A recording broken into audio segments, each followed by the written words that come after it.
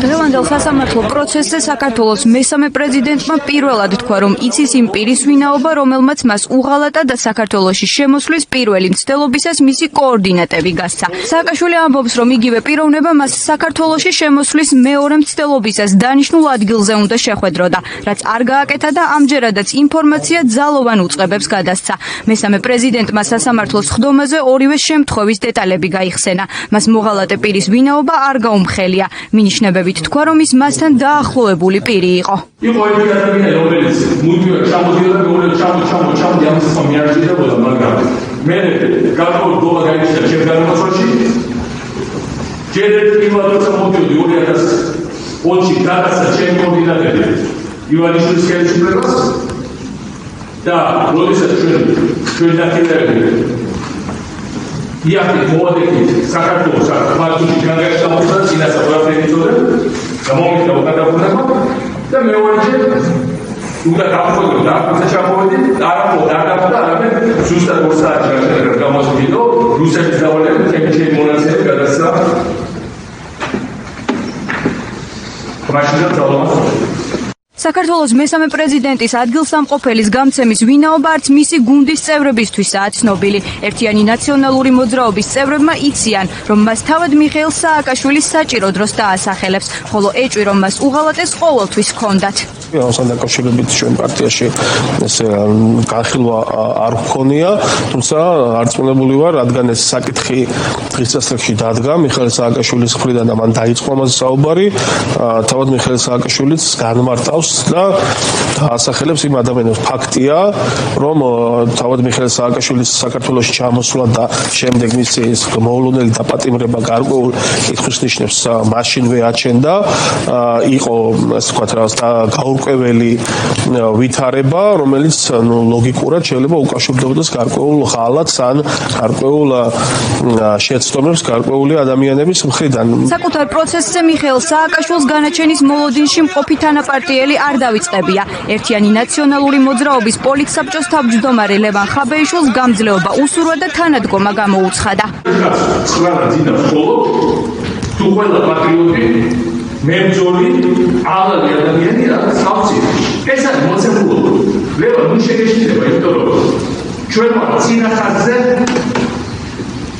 ბრძოლის დიქტატორებთან, ბოროტების ძალებთან.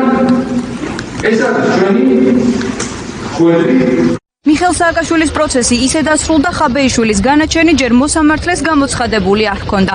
მოგვიანებით მესამე პრეზიდენტმა ნაციონალური მოძრაობის პოლიტსაბჭოს თავმჯდომარის 2 წლით და 6 თვით პატიმრობაც შეაფასა და ყველა დაკავებული პოლიტპატიმარი უსამართლობასთან ბრძოლის გამო დასჯილად მიიჩნია. საქართველოს მესამე პრეზიდენტმა ახსნა, რომ ისინი ახლა ბრძოლის პირველ ხაზზე იმყოფებიან და მათი უკანონო პატიმრობები მხოლოდ ბიძინა ივანიშვილის მშვიდად ყოფნას ემსახურება, რადგან მათგან საშიშროებას გრძნობს.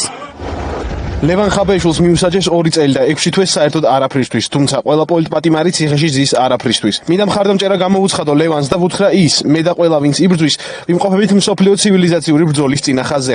ეს არის გლობალური ბრძოლა ცინიზმს და იდეალიზმს, თავისუფლებას და დიქტატურის, მაფიოზური სახელმწიფოს და სახალხო მმართველობის, სინათლის და სივნელის შორის. საქართველოს მესამე პრეზიდენტი გამოეხმაურა სხვა პოლიტპატიმრების საქმეზე მიღებულ განაჩენებსაც. ახსნა, რომ განვითარებულ მოვლენებს მხოლოდ ერთი მიზეზი და მიზანი აქვს, რაც შეიძლება მეტი ადამიანი გამოკეტონ ციხეში და ამით კრიტიკული ხმა ჩაახშონ. კრიმინალიზმი ვარ და კრიმინალი ციხეში. და ასე ვიცვავ ციხეში. სოფლიოს დოველიურ ბას, სოფლიოში განათლებულ ახალგაზრდობას. ყველაზე მოაზროვნე ადამიანებს, წერლებს, პოეტებს, ინტელიგენციას. აი ეს არის ორი სხვადასხვა რეალობა, ორი სხვადასხვა საკითხი. მათ მგონია, რომ ხალხის ციხეში ჩასული, ხალხი გაუპეტროებდა. ხალხის კომუნიკაციას მათ მიაღწიეს შიდობა და უსაფრთხოება. ცივი წყალი დაგდოს უსასასებურია. ყოფა ეტირება ძალიან მალე.